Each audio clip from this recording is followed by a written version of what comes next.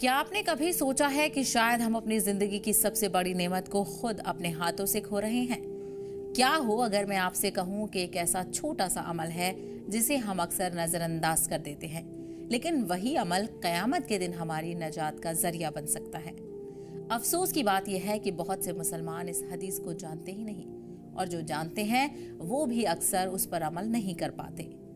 आज की इस वीडियो में हम एक ऐसी सही हदीस जानेंगे जिसका मतलब भी समझेंगे, उसका पैगाम भी, और ये भी कि हम अपनी रोजमर्रा की जिंदगी में उस पर कैसे अमल कर सकते हैं।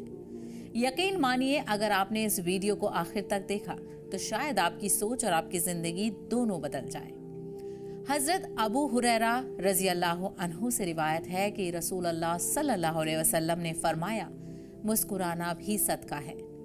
इस हदीस का मतलब ये नहीं कि सिर्फ पैसा खर्च करना ही सदका है। नबी करीम सल्लल्लाहु अलैहि वसल्लम हमें बताते हैं कि अगर आप किसी से प्यार और खुलूस के साथ मुस्कुरा कर मिलते हैं तो अल्लाह ताला उसे भी सदका लिख देता है।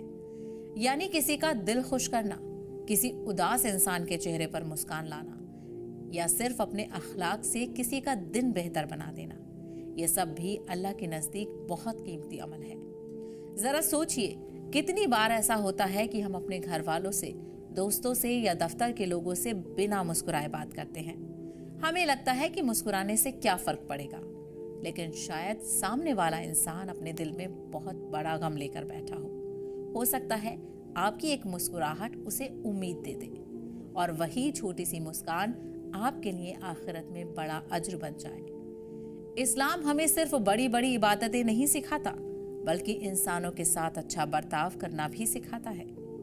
इसीलिए आज से कोशिश कीजिए, जब भी किसी से मिलें सलाम करें और मुस्कुरा कर मिलें। हो सकता है यही छोटा सा अमल अल्लाह की रहमत का जरिया बन जाए। अल्लाह ताला हम सबको नबी करीम सल्लल्लाहु अलैहि वसल्लम की सुन्नत पर अमल करने की तौफीक अता फरमाए। आमीन।